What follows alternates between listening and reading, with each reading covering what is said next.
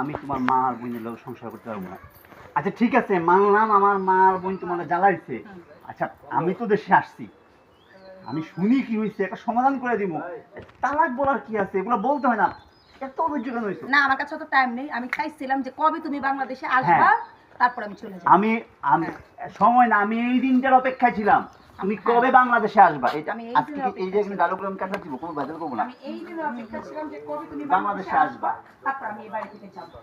তারপর এই বাড়ি থেকে খালি ভিডিও করতে না না, কবেই বাংলাদেশে আসবা এই দিনে অপেক্ষা ছিলাম। আমি তো তোমার ফোন একবার বলছি, তুমি আমার কোনো কথা, তুমি আমার কথা গুরুত্ব দাও নাই।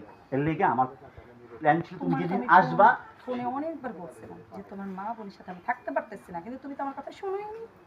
এখন তুমি আসছো ভালো হয়েছে, আমি আমার বাপের বাড়ি চলে যাবো। আমি তোমার সাথে সংসার করবো না, আমি তোমার তালাক দিব। এই কথা বারবার বলতেছি।